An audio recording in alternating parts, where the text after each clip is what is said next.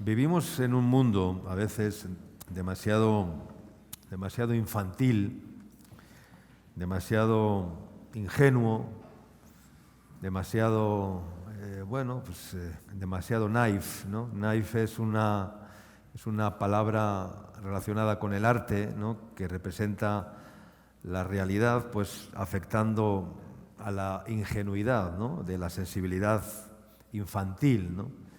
Como yo diría que vivimos en un mundo demasiado infantil, en la que nos quieren hacer ver pues que todo es bonito, ¿no?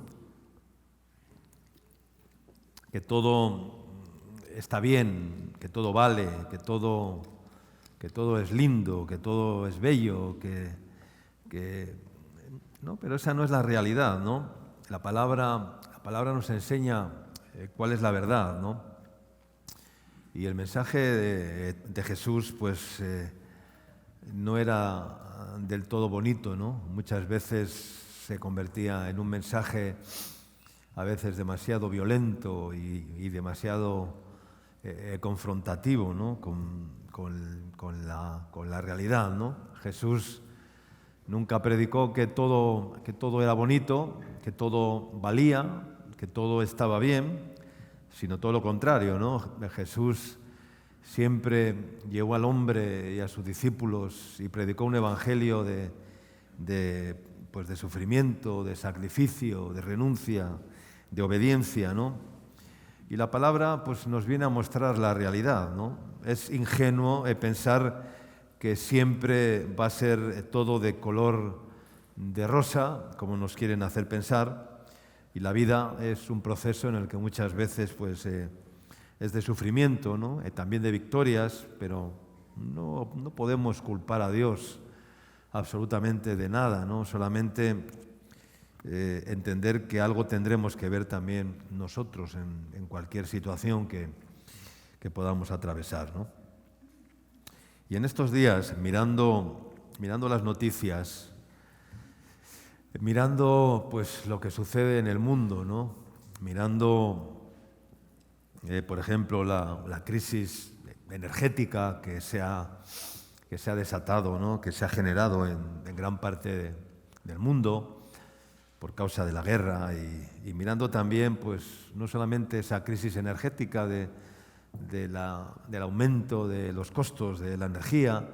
Los países están ya mirando por dónde enfrentar el invierno en muchos países de Europa por la crisis energética, ahorro, prohibido poner el aire acondicionado a tal temperatura. O sea, estamos entrando en unos niveles peligrosos y mirando también pues las olas de calor extremas, ¿no? que han afectado a muchos países de Europa en este verano, pues los incendios devastadores y cómo ha aumentado la sequía, ¿no? El crecimiento de la sequía, la falta de agua en muchos países. No cabe duda que estamos ante un nuevo aviso y ante un nuevo cumplimiento profético de Dios, porque por mucho que los hombres o por mucho que los gobernantes busquen dar soluciones a los problemas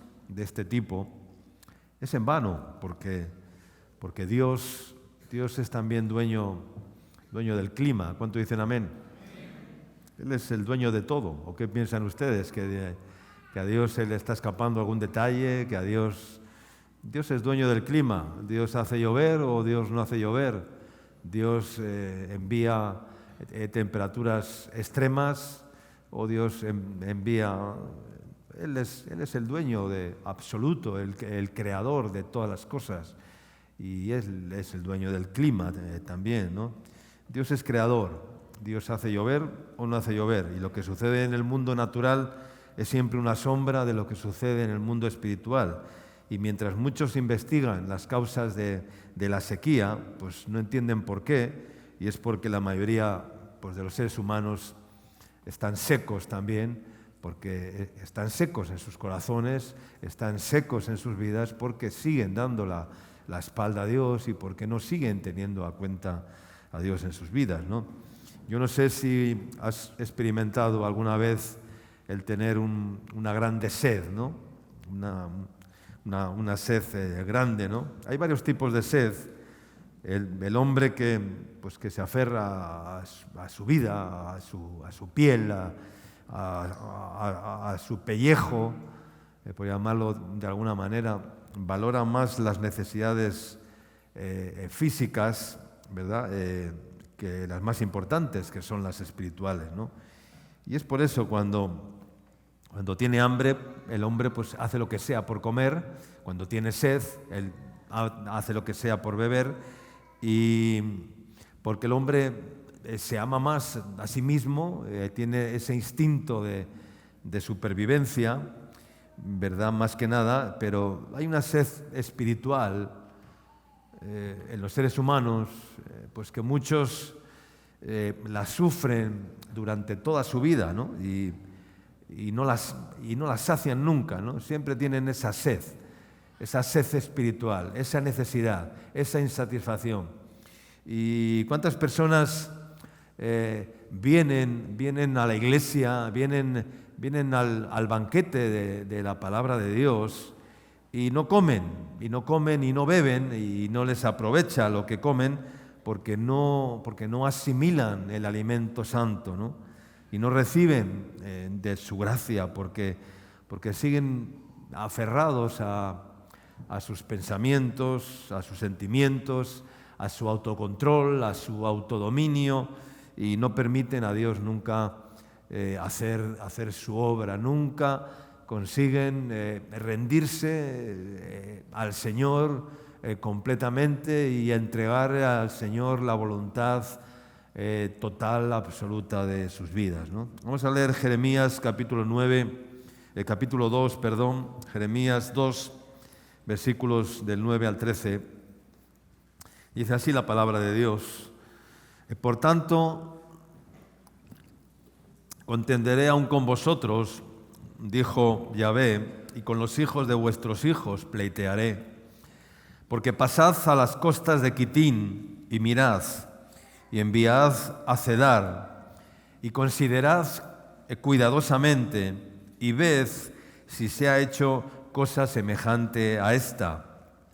¿Acaso alguna nación ha cambiado sus dioses, aunque ellos no son dioses? Sin embargo, mi pueblo ha trocado su gloria por lo que no aprovecha. Espantaos, cielos, sobre esto, y horrorizaos, desolaos en gran manera, dijo Yahvé, porque dos males ha hecho mi pueblo. Me dejaron a mí fuente de agua viva y cavaron para sí cisternas rotas que no retienen agua.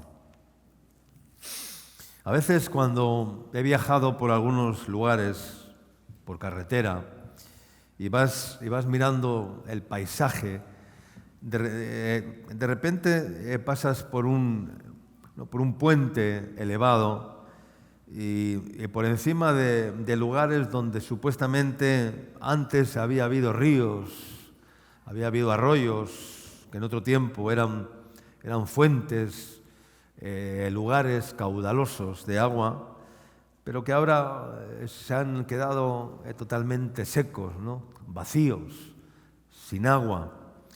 Y cuando usted circula por una de esas carreteras o por una de esas vías y pasa por alguno de esos puentes, pues observará eso, ¿no? Porque la desforestación, la desertización del hombre, pues han diezmado las cuencas de los ríos, de los arroyos, y el panorama pues muchas veces es bastante desolador, ¿no?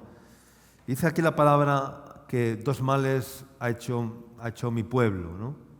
Número uno, me dejaron a mí fuente de agua viva, y lo que hicieron después es excavar para sí cisternas, y cavaron para sí cisternas rotas, además que no retienen el agua, ¿no? La tragedia del hombre desde el Edén, desde el jardín del Edén, desde el paraíso, fue siempre la misma: Apartar los ojos de Dios, apartar los ojos de Jesús y confiar más en sus propios recursos, ignorando las palabras de Jesús, de Juan capítulo 15, donde dice que separados de mí, nada podéis hacer. Yo no sé tú qué haces con este versículo, ¿no? Cuando el Señor lees o escuchas, separado de mí, nada podéis hacer. Yo no sé qué hacen ustedes con estas palabras de Jesús.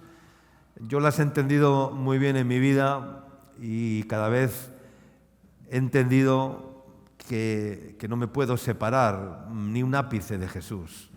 Porque si me separo de Dios, si me separo de Jesús, sé que nada puedo hacer.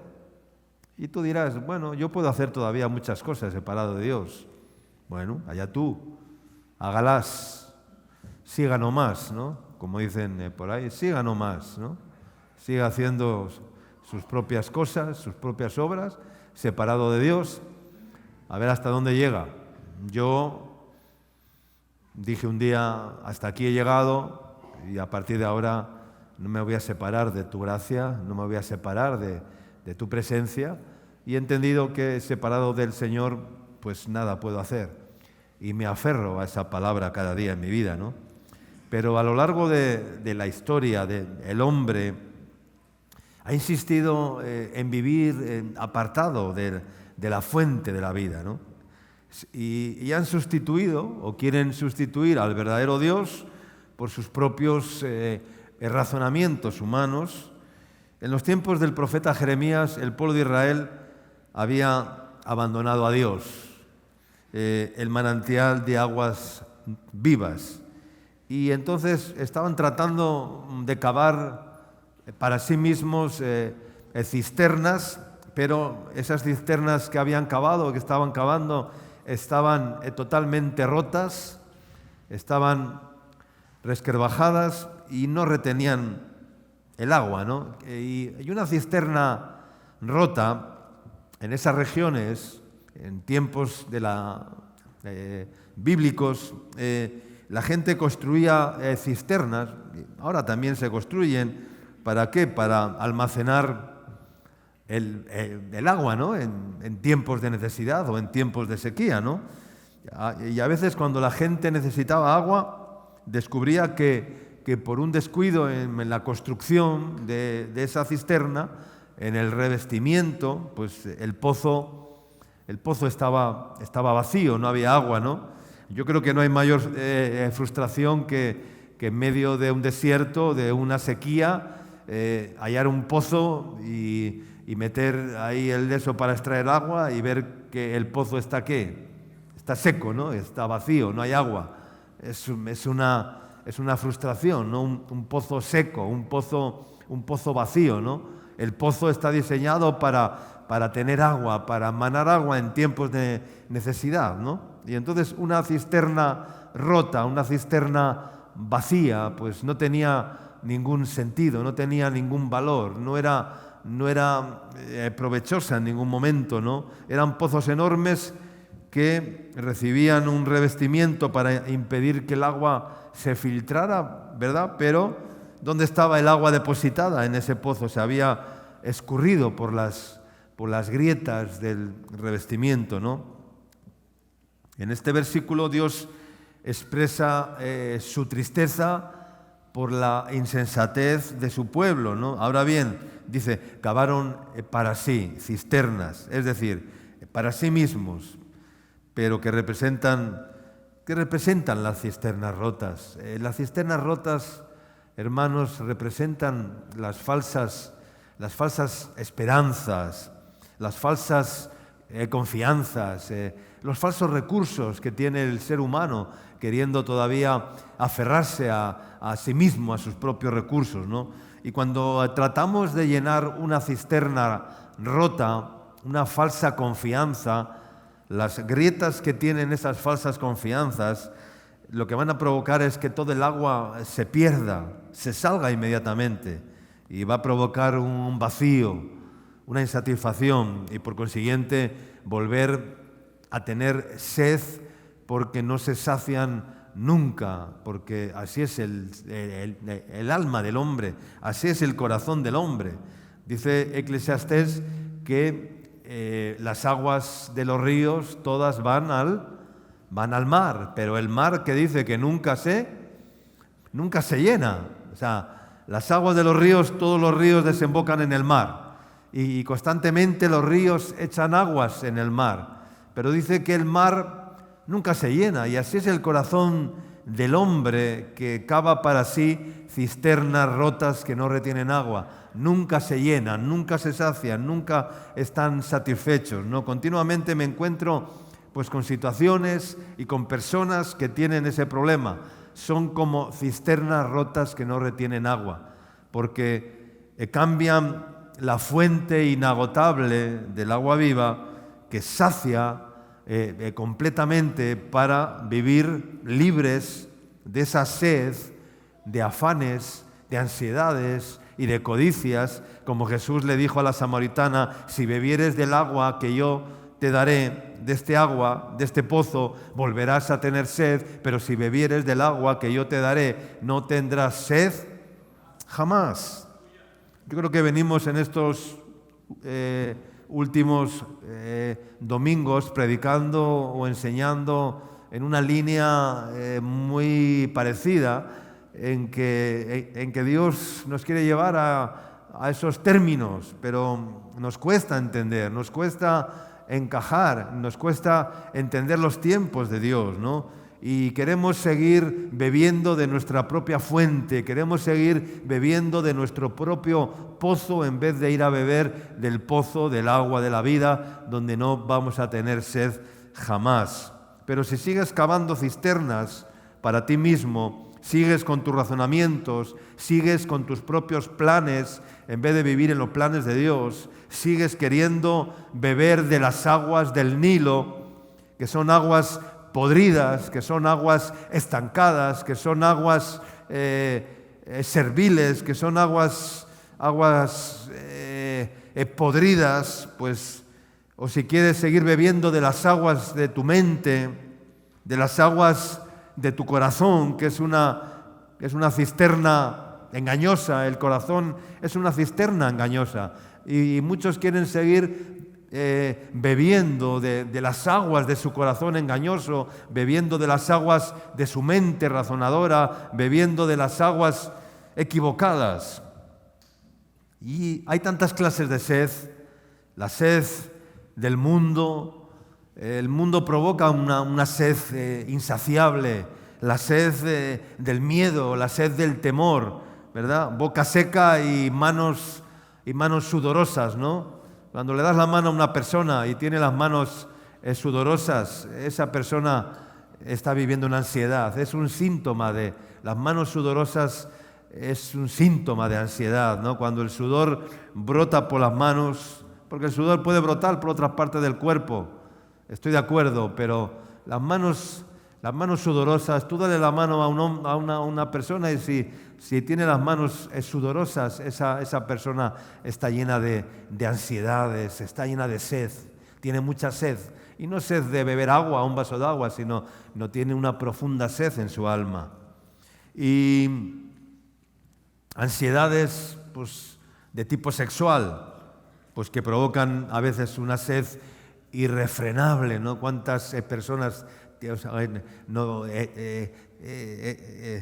padecen este tipo de sed y tienen una sed sexual insaciable en sus vidas, lo cual les provoca una sed a veces que no pueden refrenar? La sed que provocan las religiones, porque la religión provoca sed de Dios, pero nunca la sacia, nunca.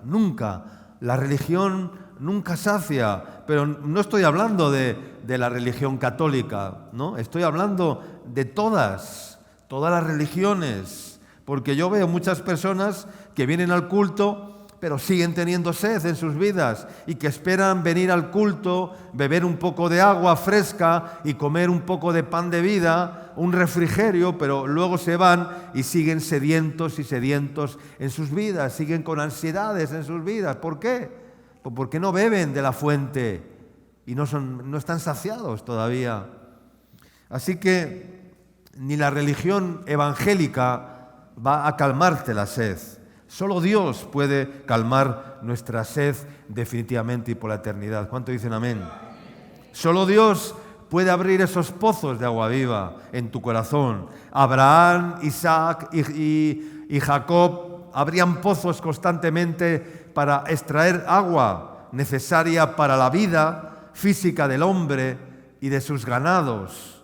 Pero esos pozos representan los pozos que tenemos que ir abriendo en los corazones para que de su interior emane la fuente del agua de vida. Hay un pozo que abrir en cada corazón. Hay un pozo que Dios quiere abrir en tu alma, en tu corazón, para que de ese pozo pueda brotar el agua de la vida.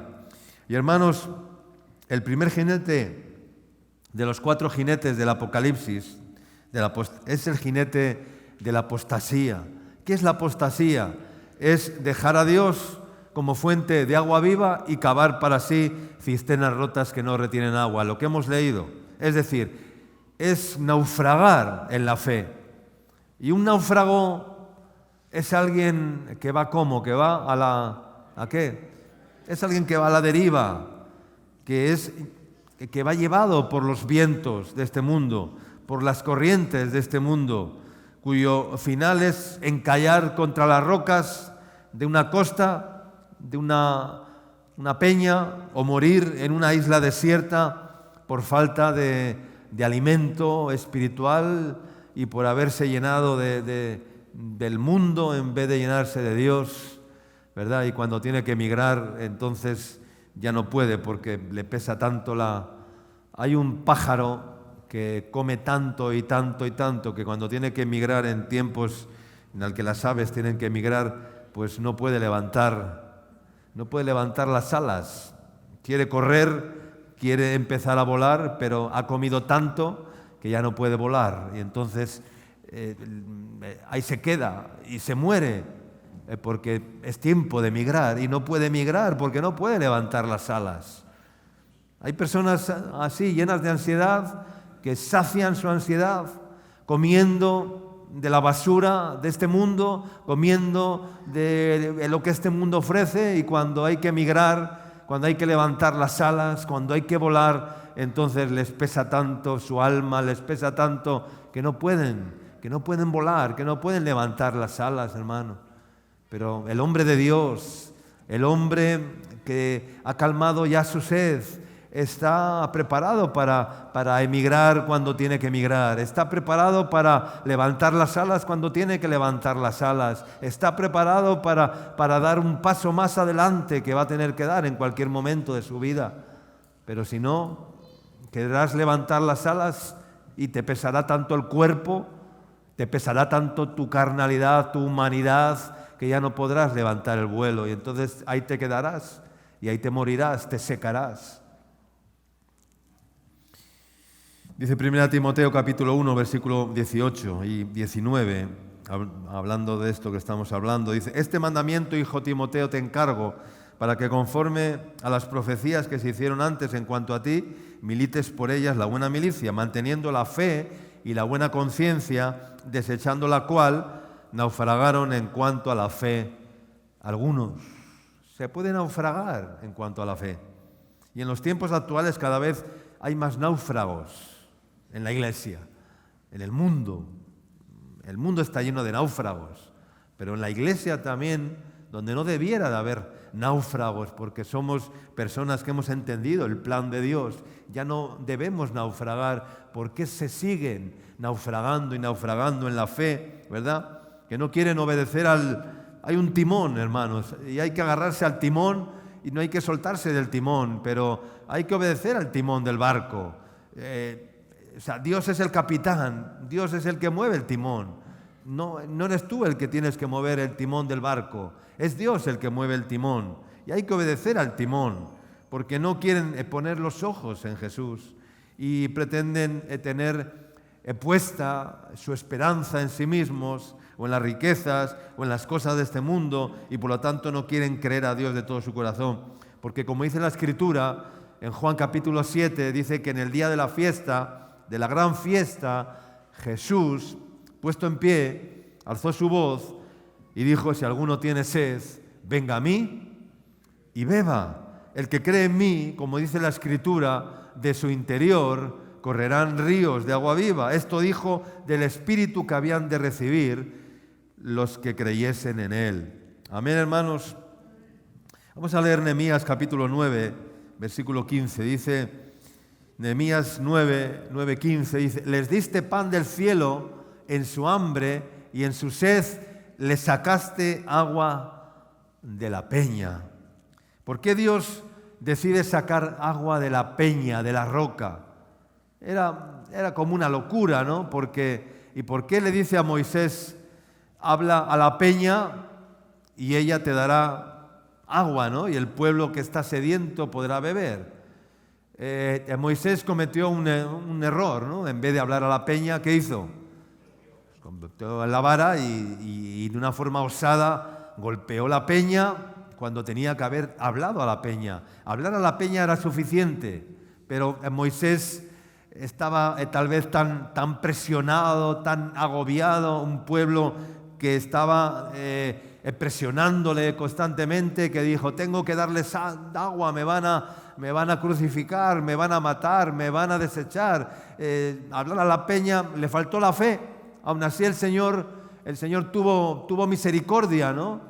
Y Moisés alzó la vara, golpeó la peña y entonces aguas brotaron de la roca, ¿no? Pero Dios no quiere que golpeemos a la peña. Dios quiere que hablemos a la roca. Él es la roca. ¿Cuánto dicen amén? Cuando tú le hablas a la roca emana agua. Cuando tú le pides agua a la roca, a la peña, a la roca que es Cristo, entonces Él te da su agua de beber para que beba a su pueblo sediento, ¿no? Les diste pan del cielo en su hambre y en su sed les sacaste agua de la peña. Y les dijiste que entrasen a poseer la tierra por la cual alzaste tu mano y juraste que se la darías. Y todos aquellos que no beben del agua de la roca, que es Cristo, pues no entrarán en el reino de Dios. Dice aquí, y les dijiste que entrasen a poseer la tierra por la cual alzaste tu mano y juraste que se la darías.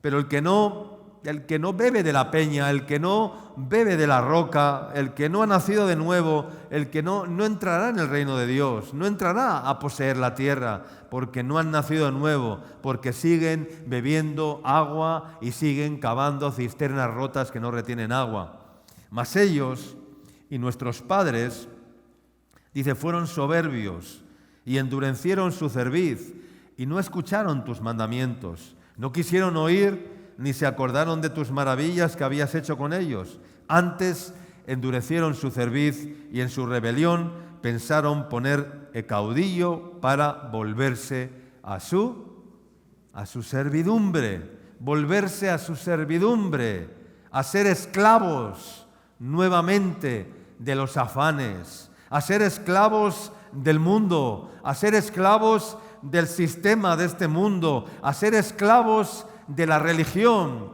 o de cualquier otra esclavitud, cualquier otro afán, cualquier otra atadura o cualquier otro tipo de sed, esclavitud. Volvieron a su servidumbre. Y espero, hermanos, que entendamos que necesitamos vivir con ese manantial o en ese manantial de aguas inagotable, por lo cual es importante hacer énfasis en la llenura de Dios, en la llenura del Espíritu de Dios, porque dentro de todo ser humano, dentro de usted también, hay una sed celestial que viene de la impronta genética grabada por Dios en nuestra alma, desde el paraíso. Nuestros antepasados vivieron la experiencia de la ansiedad también, o no, de la saciedad, perdón, sin faltarles nada. Estaban saciados, paseaban por el huerto de Dios y con Dios y no tenían ningún afán, no tenían ninguna ansiedad, no tenían ninguna necesidad, estaban totalmente saciados Adán y Eva y paseaban por el huerto de Dios y Dios mismo paseaba con ellos, dice la Escritura. Estaban saciados completamente, no tenían sed ni hambre de nada, paseaban desnudos, dice, y no se avergonzaban, estaban saciados, no tenían conocimiento del mal, estaban totalmente en un mundo o en una situación, en una vida no totalmente plena, satisfecha, saciados totalmente. Y esa impronta quedó grabada en la naturaleza de Adán y Eva y se transmitió genéticamente porque así Dios lo ha determinado, como dice la palabra en Eclesiastés. Y esa impronta genética de sed celestial ha quedado grabada en el alma del ser humano. Algunos encuentran ese lugar, esa roca, esa peña. Otros viven con esa sed insaciable toda su vida porque no encuentran el lugar donde calmar su sed. Y como dice Eclesiastés, un versículo maravilloso, lo que dice que Dios todo lo hizo hermoso en su tiempo y que Dios ha puesto eternidad, dice, en el corazón de ellos, de los hombres, sin que alcance el hombre a entender la obra que Dios ha hecho desde el principio, ¿no? ¿Cuántos han sentido en algún momento en su vida ese anhelo de inmortalidad, de superar la muerte? Fíjate lo que te voy a decir, de superar la muerte. Estoy hablando de algo pues yo diría es muy profundo, pero a la vez es muy real, ¿no? El anhelo de inmortalidad, no esas películas de superhéroes que hemos visto de los inmortales y todo eso, ¿no? Pero, ¿usted cree en la inmortalidad? ¿Usted cree en la inmortalidad? ¿Qué pocos creen en la inmortalidad? Pues hay que creer que somos inmortales, porque si no te vas a morir espantado, asustado y aterrorizado totalmente si no crees en la inmortalidad. De superar la muerte, de tener la certeza de que no todo se acaba con la muerte. Y cualquiera que haya filosofado en la vida ha sentido alguna vez ese deseo de inmortalidad, ese despertar de superar la muerte, porque de lo contrario la vida es como un absurdo, ¿no? La vida es como un teatro, es como un absurdo, ¿no? La vida sin ese sentido de inmortalidad es un absurdo, hermanos. ¿Qué sentido tiene la vida si mañana se acaba todo? ¿Tiene algún sentido la vida? No tiene ningún sentido. Pero cuando usted tiene ese sentido de la inmortalidad y sabe que la vida no se acaba, con la muerte, entonces usted puede vivir de otra manera. No sé si me están entendiendo. Y entonces la vida ya no será un absurdo, sino que hay algo más después de la muerte. Muchos aún desconocen que de ese alma inmortal que quiere despertar desde su interior. Y eso ocurre, ¿por qué ocurre eso? Pues porque han ido apagando con las cisternas rotas, con esas clases de sed y ansiedades que nunca sacian, con esos espinos que ahogan la palabra de Dios, y han ido apagando esa sed de lo celestial en sus vidas, ese anhelo de seguir más allá. Yo quiero ir más allá, yo no quiero quedarme aquí, yo no quiero conformarme con una vida absurda, con una vida limitada. Sí, este envase es un envase limitado, pero yo creo en la inmortalidad. Yo creo que Dios me ha dado vida más allá de la muerte. Hay que creerlo. Si no lo crees, vas a sufrir mucho en tus últimos años, en la vejez o en la vida, cuando te pienses acerca de la muerte, porque ¿quién no piensa acerca de la muerte? Y entonces, ese anhelo de seguir más allá, de que no todo se acaba, de que sino que todo empieza después o que todo sigue después de la muerte, de ser inmortal. Y fíjate hasta tal punto que el apóstol Pablo pues nos enseña en su carta a los romanos, nos enseña ese anhelo de inmortalidad, que es la gloria divina que Dios pone en los justos del Señor. Amén.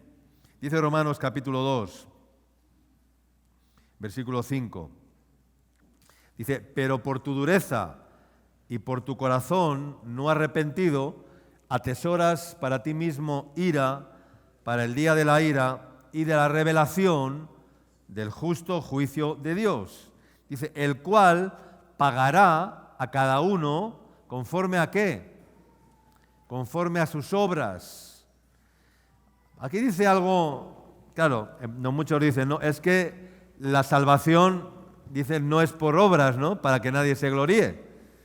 Sí, claro que sí, la salvación no es por obras, pero el pago sí es por obras. Aquí dice que el cual pagará a cada uno conforme a sus obras. La salvación es por gracia, no es por obras, pero el pago de Dios, para bien o para mal, dice que será conforme a sus obras. El verso 7 dice, vida eterna a los que perseverando en bien hacer buscan gloria, honra e inmortalidad. Amén. E inmortalidad. ¿Cuántos quieren esa inmortalidad? Dice, vida eterna a los que perseverando en hacer bien buscan gloria, honra e inmortalidad. Aquí lo dice bien claro. Este versículo es maravilloso lo que aquí dice. Los que perseverando en hacer bien, en vivir en el temor de Dios, en calmar su sed cada día en el agua de Dios, dice, buscan gloria, buscan honra y buscan inmortalidad. Amén. Y podemos encontrar la inmortalidad cuando de toda nuestra sed haya sido saciada en el Señor. Amén. Y Él saciará de alma, toda nuestra alma de bien, dice la palabra.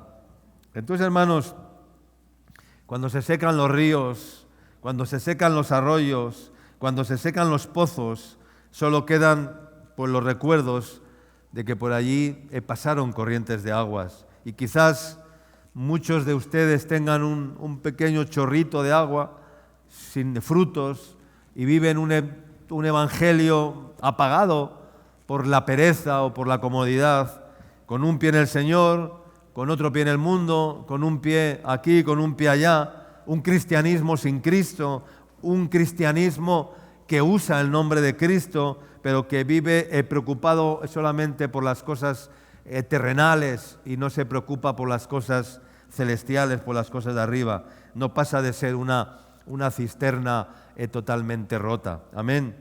Y Jesús es el único manantial de agua viva.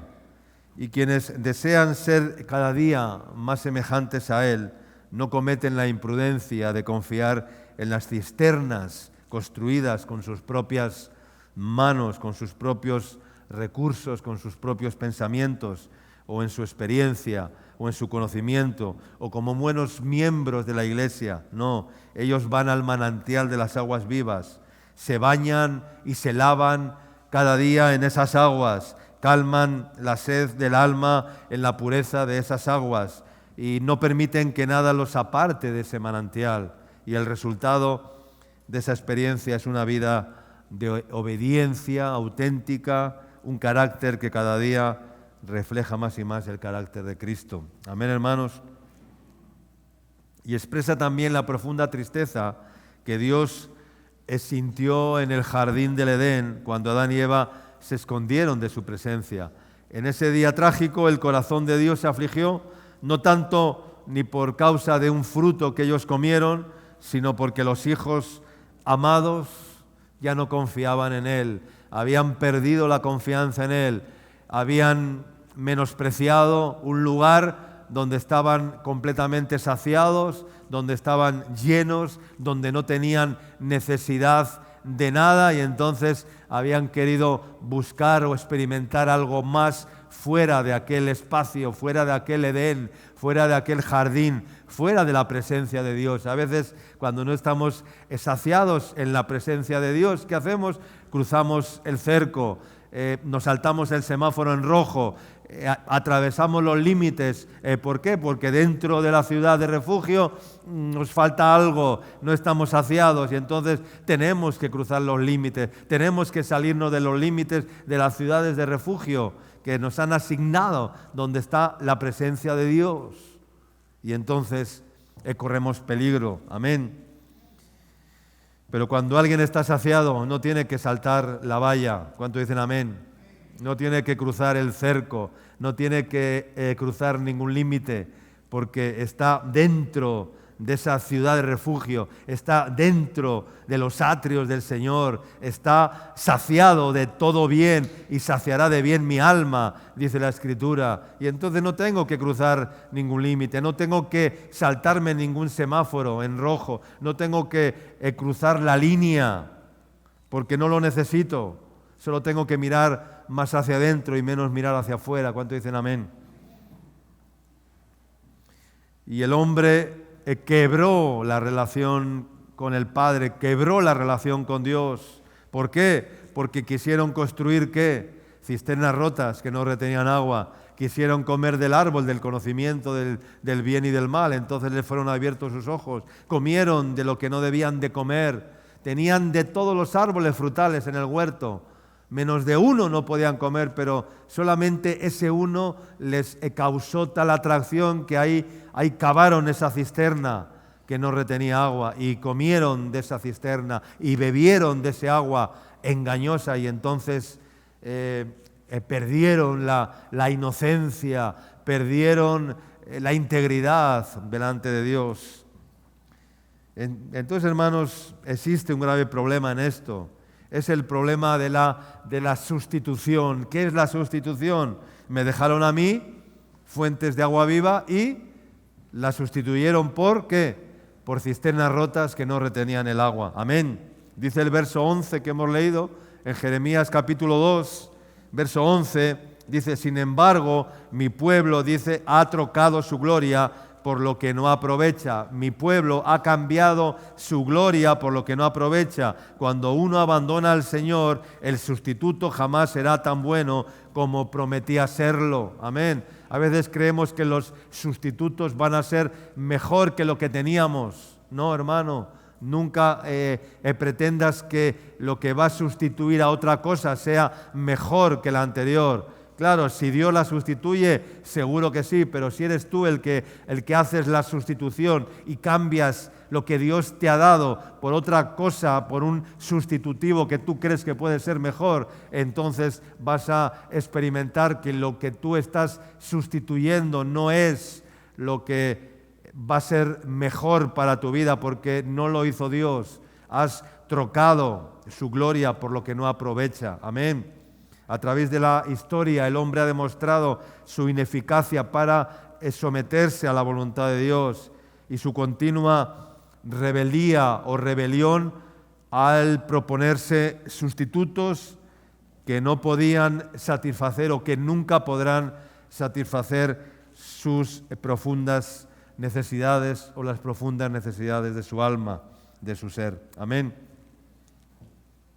Y para tener cisternas como Dios manda, pues hay que trabajar y hay que trabajar duro. Hay que cavar día y noche. Hay que estar cada día inquiriendo en el Señor. Se requiere de mucho esfuerzo, de mucha integridad, de mucho cuidar la presencia de Dios en tu vida para que esa cisterna sea una cisterna que emane agua de vida cada día. Y cuán frustrante o qué fracaso es haber trabajado tanto y tanto y tanto para descubrir que no sirve para mucho aquello que hiciste, ¿no? Eso es algo que te va a frustrar. Todo el esfuerzo he puesto en cavar una cisterna que luego va a la basura cuando observas que esa cisterna está rota, que no puede retener el agua. Así es lo que ocurre con los esfuerzos humanos, porque así son los esfuerzos humanos, son cisternas rotas que no retienen agua. Todo el esfuerzo puesto en cavar una cisterna se va a la basura cuando observas que esa cisterna está rota y no puede retener el agua. Amén. Hermanos, dejemos de cavar cisternas rotas que no retienen agua, y especialmente en estos tiempos que vivimos, de zarandeo, de conflictos, de crisis, de amenazas, donde muchos están siendo golpeados y es donde más probados vamos a ser en esto. Y muchos seguirán cavando para sí cisternas rotas, falsas confianzas. Pero los sabios y entendidos buscarán las soluciones y el bienestar en la fuente o en las fuentes de agua viva que vienen de Dios. ¿Cuánto dicen amén? Entonces, hermanos, Dios nos va a socorrer en nuestro compromiso con Él, si nuestro compromiso con Él es sincero y estamos realmente buscando hacer de su voluntad. Estoy segurísimo, si tú buscas hacer la voluntad de Dios, si buscas vivir en el centro de la voluntad de Dios, Dios no te va a desamparar, Dios no te va a dejar, Dios siempre te va a socorrer. Y es en medio de la maldad que Dios lo permite para que muchos pidan socorro y auxilio al Señor. Amén. Si te afirmas en el Señor, pues podremos estar tranquilos en medio de cualquier tormenta que se pueda desatar. Y van a venir tormentas a nuestras vidas, de familiares, ministeriales, sociales, de todo tipo. Van a venir esas tormentas a tu vida. Y al igual pues que Jesús calmó la tempestad en medio de aquella tormenta, pues así el Señor todavía lo hará en tiempos de tormenta. Y Él dirá al mar, calla, enmudece, amén, y se hará grande bonanza. Amén, hermanos, pero ¿dónde está puesta nuestra confianza? ¿En quién confiamos verdaderamente? Dejemos de cavar esas cisternas. Aleluya. Isaías capítulo 55, versículos del 1 al 3. Dice así: a todos los sedientos, venid. ¿A dónde? Venid a las aguas. Y a los que no tienen dinero, venid y comprad sin dinero y sin precio vino y leche. ¿Por qué gastáis el dinero en lo que no es pan y vuestro trabajo en lo que no sacia? ¿Cuánta gente gasta sus energías en lo que no sacia y vuelven a gastar sus energías en lo que no sacia y vuelven a tener sed y vuelven a tener sed? Porque gastan sus energías en aquello que no sacia. ¿Por qué gastáis el dinero, dice, en lo que no es pan? ¿Y por qué gastáis vuestro trabajo en lo que no sacia? Ansiedades, sed y sed y sed y sed y sed. ¿Por qué? Porque no venimos a las aguas, pero dice el Señor, a todos los sedientos, venid a las aguas. Y a los que no tienen dinero, dice, venid y comprad sin dinero. Venid y comprad sin dinero y sin precio vino y leche. Amén. Vino y leche. ¿Por qué gastáis el dinero en lo que no es pan y vuestro trabajo en lo que no sacia? Oídme atentamente y comed del bien y se deleitará vuestra alma con grosura. Inclinad vuestro oído y venid a mí y vivirá vuestra alma y haré con vosotros pacto eterno, las misericordias firmes a David. Amén. El Señor nos está advirtiendo de que no cavemos cisternas rotas que no retienen agua, de que no gastemos el dinero en lo que no es pan. Gasta tu dinero, gasta tus energías, gasta tus fuerzas en aquello que te va a saciar. No gastes tus fuerzas ni tus energías en aquello que te va a dejar todavía con más sed, con más ansiedad, insaciado, insatisfecho. Aleluya. Quiero terminar con unos versículos en Génesis capítulo 26, versículo 12 en adelante.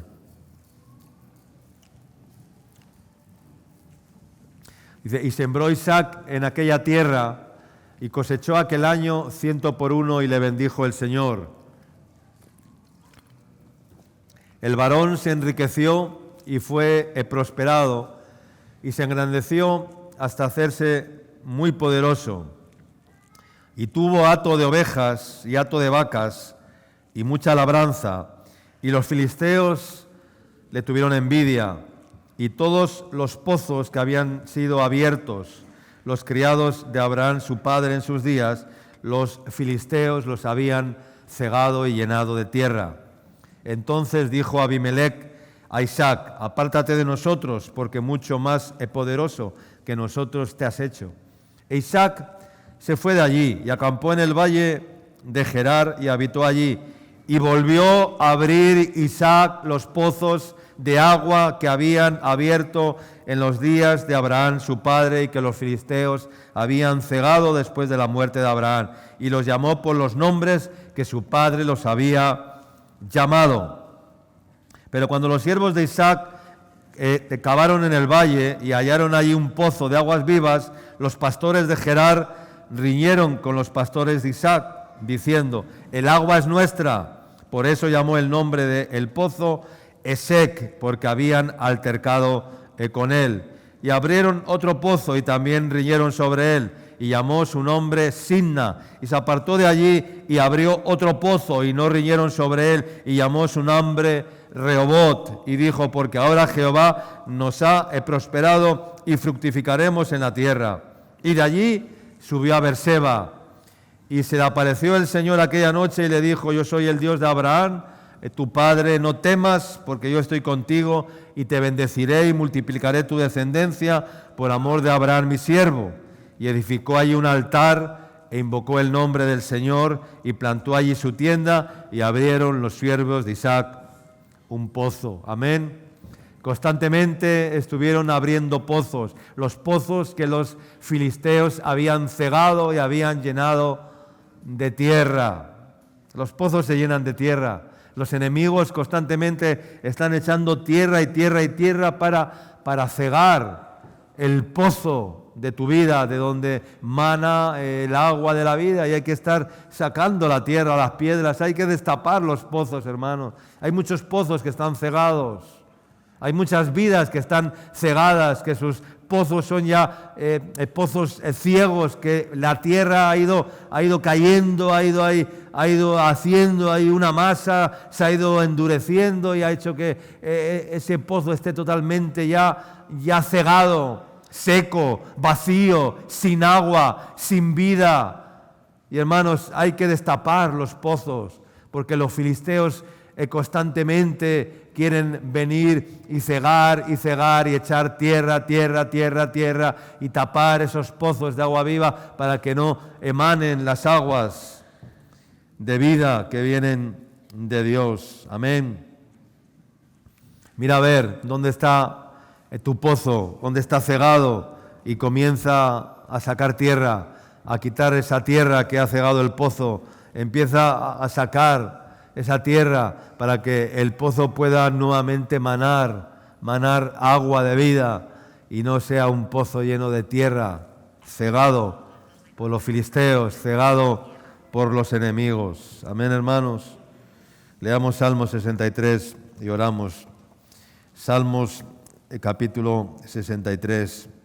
Dice, Dios mío, eres tú. De madrugada te buscaré. Mi alma tiene sed de ti y mi carne te anhela en tierra seca y árida donde no hay aguas, para ver tu poder y tu gloria, así como te he mirado en el santuario, porque mejor es tu misericordia que la vida. Mis labios te alabarán, así te bendeciré en mi vida, en tu nombre alzaré mis manos. Como de meollo y de grosura será saciada mi alma, y con labios de júbilo te alabará mi boca, cuando medite en ti en las vigilias de la noche, porque tú has sido mi socorro, y así en la sombra de tus alas me regocijaré, estará mi alma pegada a ti, porque tu diestra me ha